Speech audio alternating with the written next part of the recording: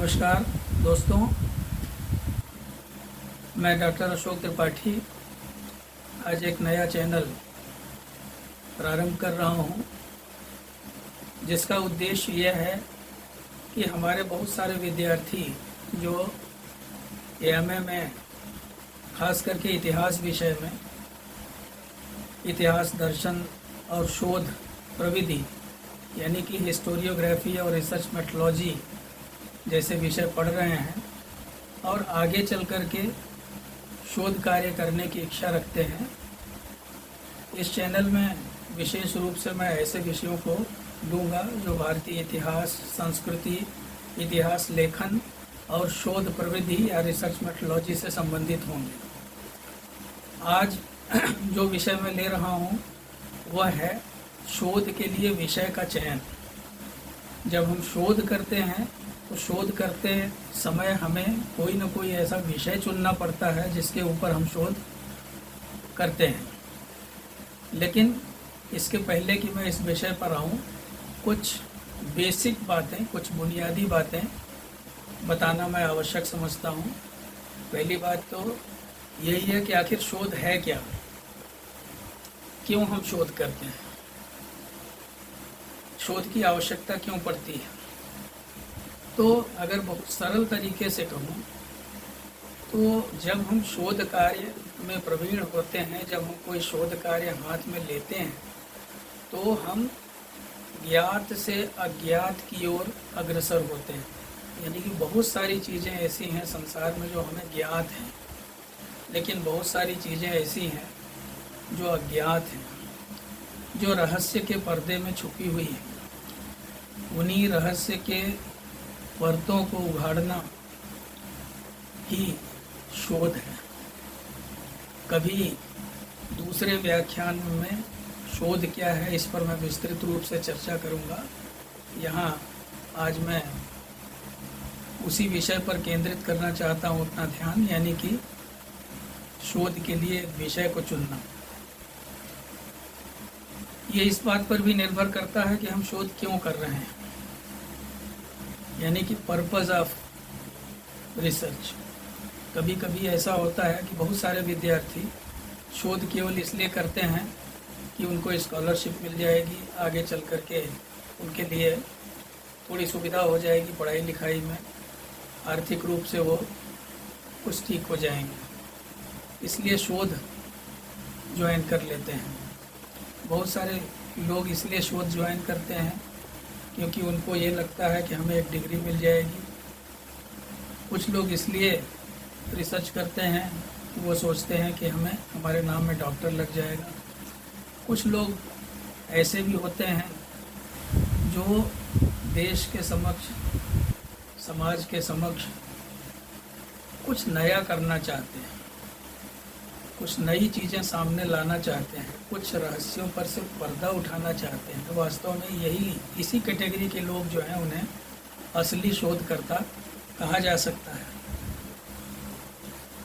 कभी कभी हम ये देखते हैं जब बच्चे हमारे यहाँ भारतवर्ष में शोध का प्रारंभ वास्तव में बहुत लेट होता है। बहुत जगहों पे, बहुत सारे देशों में पढ़ाई लिखाई इस तरह की होती है जिसे कहा जाता है रिसर्च ओरिएंटेड स्टडी। अध्ययन का तरीका इस तरह का होना चाहिए कि विद्यार्थियों के मन में एक जिज्ञासा उत्पन्न हो कि आखिर कोई चीज़ ऐसा क्यों है। जब तक शोधार्थी जो है वो जिज्ञासु नहीं होगा तब तक शोध की ओर कदम बढ़ाना उसके लिए संभव नहीं होगा। इसलिए पढ़ाई ऐसी होनी चाहिए जिसमें जिज्ञासा उत्पन्न हो, जो रिसर्च ओरिएंटेड पढ़ाई हो। और हम ये देखते हैं कि हमारे यहाँ कहीं कहीं किसी विश्वविद्यालय में एएमए में अब रिसर्च मेथोडोलॉजी की पढ़ाई शुरू हो गई है और इससे विद्यार्थियों में रिसर्च कैसे करें, मेथड का मतलब क्या होता है। मेथड का मतलब ये होता है कि किसी भी काम करने का जो एक तरीका होता है, जो एक विधि होती है, चाहे वो मकान बनाने की विधि हो, खाना बनाने की विधि हो, कोई भी कार्य करने की विधि हो, इसी तरह से रिसर्च करने की भी एक विधि होती है। तो रिसर्च मेथोडोलॉजी पढ़ाई जाती है आजकल बहुत सारे विश्वविद्यालयों में, जिसके कारण विद्यार्थियों में रिसर्च के प्रति या शोध के प्रति जिज्ञासा उत्पन्न हो रही है। हमारा जो आज का टॉपिक है, जैसा मैंने बताया कि वो है चूजिंग अ सब्जेक्ट, एक विषय का चयन करना। विषय का चयन बड़ा महत्वपूर्ण होता है, क्योंकि हम जिस विषय पर शोध करने जा रहे हैं उस विषय पर हमारी विचारधारा, हमारा चिंतन एकदम स्पष्ट होना आवश्यक है। सबसे पहली बात ये है कि विषय शोधकर्ता की रुचि का होना चाहिए। अगर विषय शोधकर्ता की रुचि का नहीं है, शोधकर्ता के ऊपर वो विषय थोपा गया है, तो शोधकर्ता को शोध करने में आनंद नहीं आएगा। ये अवश्य है कि जब शोधकर्ता शोध करने जाता है तो वो अपने प्रोफेसर से, अपने शिक्षकों से सबसे सलाह लेता है, और लेना भी चाहिए, सलाह लेना भी चाहिए, क्योंकि उनका अनुभव, वर्षों से उनका पढ़ाने का अनुभव, कोई शिक्षक ऐसे होते हैं जो 40-40 साल से पढ़ा रहे हैं, 35 साल से पढ़ा रहे हैं, तो उनका अनुभव शोधकर्ता के काम आता है। लेकिन साथ ही साथ ये भी नहीं भूलना चाहिए कि एक शोधकर्ता की रुचि किस तरफ, मान लीजिए उसकी रुचि इकोनॉमिक हिस्ट्री में है, उसकी रुचि पॉलिटिकल हिस्ट्री में है, उसकी रुचि कल्चरल हिस्ट्री में है, उसकी रुचि और किसी शाखा में है इतिहास की, तो इस हिसाब से उसे अपने विषय का चयन करके अपने प्रोफेसर से सलाह मशविरा करना चाहिए, और जिससे कि वो उसके टॉपिक में, उसके चुने हुए विषय में सुधार कर सकें। और दूसरी बात ये ध्यान में रखनी है कि जब विषय चुना जाए शोध का, तो शोधकर्ता को उस विषय का प्रारंभिक ज्ञान होना आवश्यक है। एकदम मान लीजिए हम शोध करने चल दिए और हमें उस विषय का कुछ भी नहीं पता है, और छोर कुछ भी नहीं पता है, कुछ भी ज्ञान नहीं है, पहले से कोई जानकारी नहीं है, पहले से हमने उसके बारे में कुछ भी नहीं पढ़ा लिखा है, तो आगे चल कर के बहुत मुश्किल खड़ी हो जाएगी। इसलिए ये आवश्यक है एक शोधकर्ता के लिए कि विषय चुनते समय विषय की प्रारंभिक जानकारी उसको होनी चाहिए। उसको जो है एक तरह की प्रिलिमिनरी ट्रेनिंग जिसे कहते हैं, कि प्रारंभिक प्रशिक्षण उस विषय का होना चाहिए, तभी वो आगे चल कर के उस विषय में आगे बढ़ सकता है। उसके अलावा ये भी ध्यान रखना है हमें कि जब हम विषय चुनें तो विषय चुनते समय हमें विषय का स्केल क्या है, यानी कि वो कितना लंबा चौड़ा है वो विषय, ये भी ध्यान रखना बहुत आवश्यक है। क्योंकि मान लीजिए हमने ऐसा विषय चुन लिया जिसमें कई साल का समय लग जाए, बहुत लंबा समय लग जाए, या बहुत दूर दूर तक उसके लिए यात्राएं करनी पड़े, उसके लिए मटेरियल इकट्ठा करने में बहुत ज़्यादा परेशानी आए, विषय ऐसा हो कि जिसको 3 आदमी मिलके या 4 आदमी मिल कर के पूरा करें तब भी पूरा न हो, तो ऐसा विषय नहीं चुनना चाहिए। जो विषय का जो स्केल है, जो उसका मापदंड है, वो ऐसा होना चाहिए जो जिसे कहते हैं, अंग्रेजी में शब्द है मैनेजिएबल, जो हमारे लिए मैनेजिएबल हो, यानी कि जिसे हम मैनेज कर सकें, यानी कि जिसे हम पूरा कर सकें।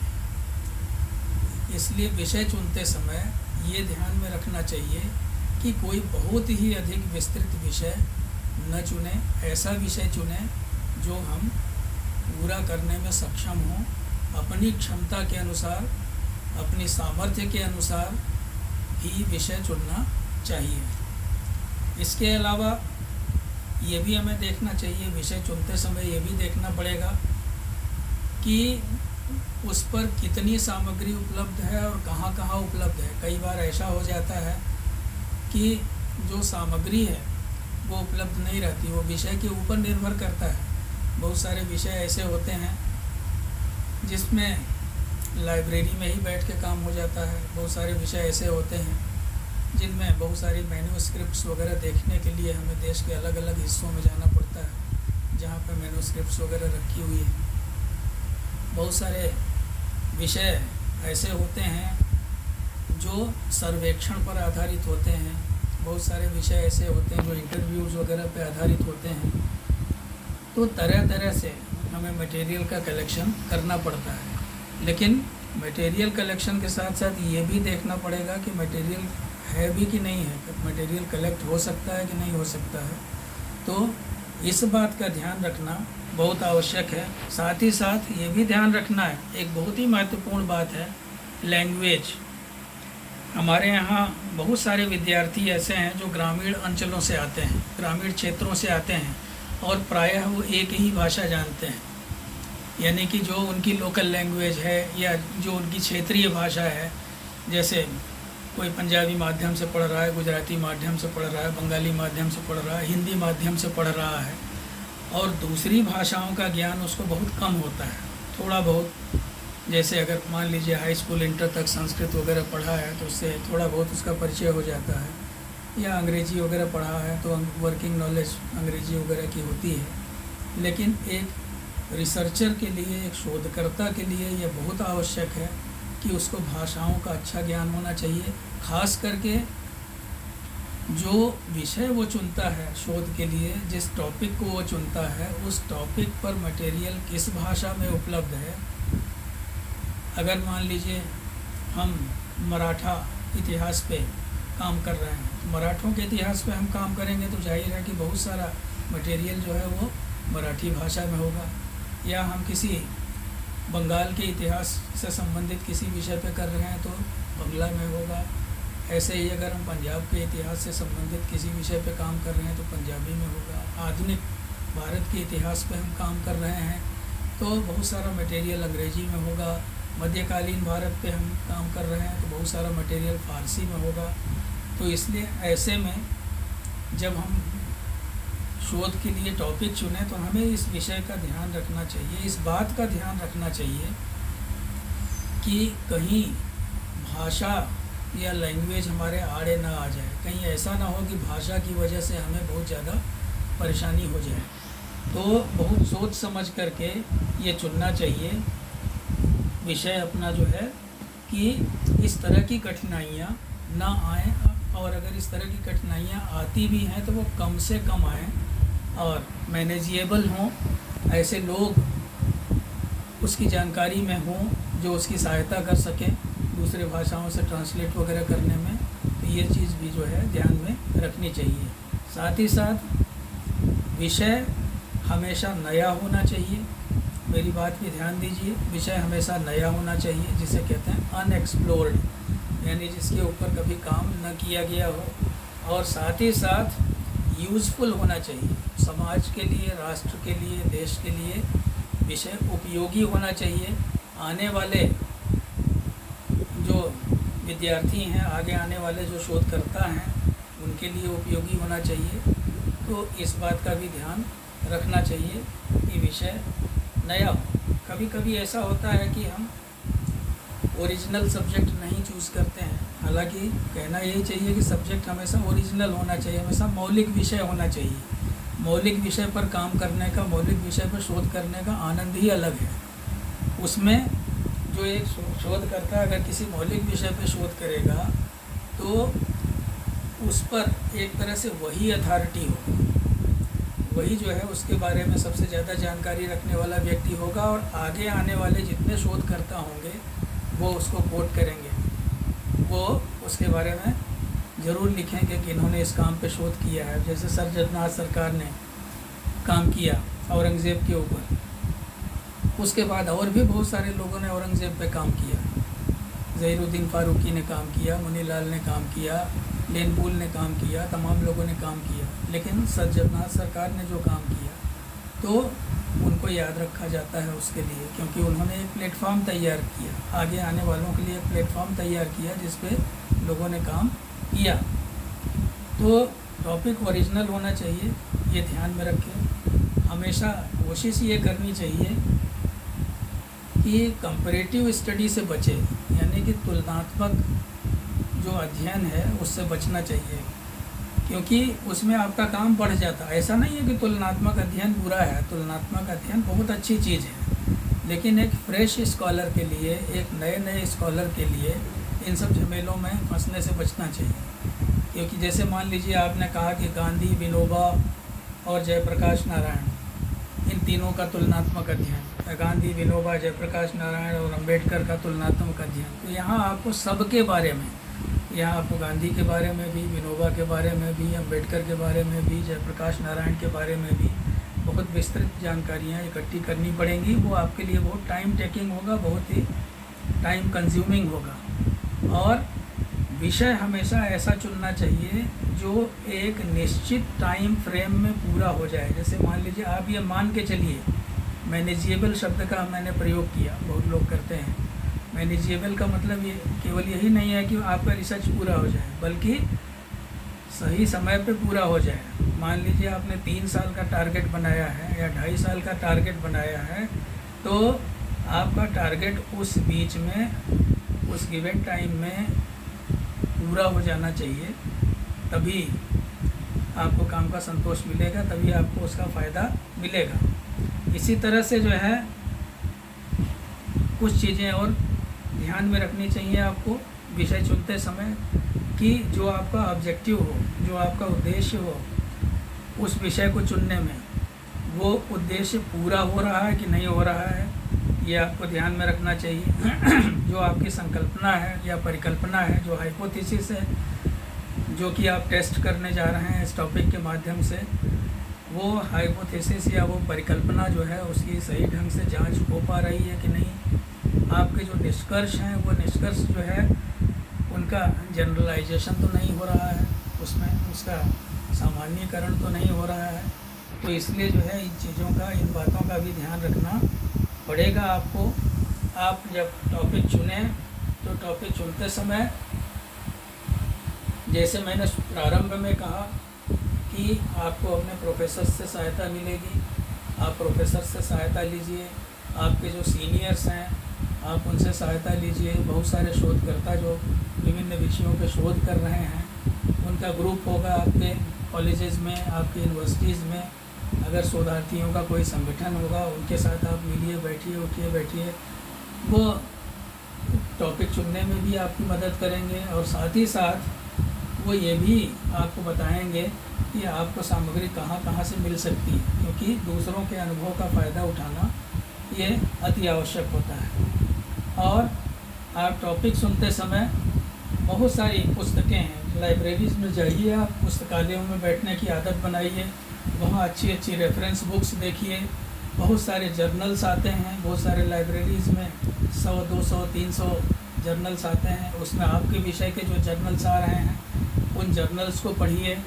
उन जर्नल्स में आप देखिए, उसमें बहुत सारे बुक रिव्यूज़ आते हैं, यानी पुस्तकों की समीक्षा आती है। उन समीक्षाओं को आप पढ़िए और अपने आप को आप तौलिए, अपने आप अपना कंपैरिजन कीजिए। आप देखिए कि किस तरह के काम हो रहे हैं, किस तरह के रिसर्चेज हो रहे हैं और आप कहाँ स्टैंड करते हैं, आप कहाँ ठहरते हैं ऐसे लोगों के बीच में। इससे निराश होने की बात नहीं है, हताश होने की बात नहीं है, इससे प्रेरणा लेनी चाहिए, इससे प्रोत्साहन लेना चाहिए आपको कि हाँ, हम भी ज्ञान के क्षेत्र में कुछ न कुछ अपना कंट्रीब्यूशन करेंगे, कुछ न कुछ अपना योगदान देंगे। और आपको अच्छी तरह से ये मालूम होना चाहिए कि हमें कहाँ कहाँ से मटेरियल मिल सकता है, हमें कहाँ कहाँ जाना पड़ सकता है। जब आप विषय चुनेंगे तो हो सकता है उसमें कुछ मटेरियल इस तरह के हों कि उसके लिए आपको बाहर जाना पड़े। जैसे मान लीजिए आप इलाहाबाद में रहते हैं और आपको बॉम्बे जाना पड़े, उसके लिए आपको कलकत्ता जाना पड़े, आपको दिल्ली जाना पड़े। तो विषय चुनते समय इन बातों पर भी विचार कर लेना चाहिए। खास करके हमारी छात्राएं हैं, छात्र तो हमारे हर जगह चले जाते हैं, लेकिन जो हमारी छात्राएं हैं उनको बड़ी परेशानी होती है। कहीं आने जाने में उनको किसी को साथ लेके जाना पड़ेगा, कहीं रुकना पड़ेगा, स्टे करना पड़ेगा। इसलिए कोशिश ये करनी चाहिए या ऐसा प्रयास करना चाहिए कि विषय चुनते समय ऐसा विषय चुने जिसमें बहुत ज़्यादा भाग दौड़ ना हो। या जो लोग भाग दौड़ कर सकते हैं उनको मैं नहीं मना करूँगा, जो लोग भाग दौड़ कर सकते हैं उनके लिए बहुत अच्छी बात है, वो ज़रूर ऐसे विषयों का चयन करें। लेकिन एक आम विद्यार्थी, एक सामान्य विद्यार्थी इस तरह की बातें करें। साथ ही साथ आखिरी बात जो मैं आपसे कहूँगा कि ऊपर जितनी बातें मैंने कही, वो चाहे मैंने आपके टॉपिक के स्केल के संबंध में कही, मटेरियल की अवेलेबिलिटी के बारे में कही, टाइम मैनेजमेंट के बारे में कही, कंपैरेटिव स्टडी के बारे में कही, हाइपोथेसिस के बारे में कही, आपके ऑब्जेक्टिव्स के बारे में कही, जितनी भी बातें मैंने कही उन सारी बातों पर आप अच्छी तरह से ध्यान करके एक ऐसा विषय चुनिए, एक ऐसा टॉपिक चुनिए जिसमें कि आपको शोध करने में आगे कोई परेशानी ना आए, लेकिन साथ ही साथ ये भी हो कि वो टॉपिक बहुत उपयोगी हो समाज के लिए, राष्ट्र के लिए, देश के लिए, और आपको भी आनंद देने वाला हो। उम्मीद है कि मेरा ये संक्षिप्त व्याख्यान मैंने बहुत सारे सरल तरीके से बताने का प्रयास किया, तो आपको पसंद आया हो। अगर आपको पसंद आया हो तो आप मेरे चैनल को लाइक कीजिए और सब्सक्राइब कीजिए। मैं आपको किसी न किसी विषय पे, शोध से संबंधित विषय पे, रिसर्च मेथोडोलॉजी पे, हिस्टोरियोग्राफी पे, इंडियन हिस्ट्री और कल्चर पे कुछ न कुछ बताने का प्रयास करता रहूँगा। बहुत बहुत धन्यवाद।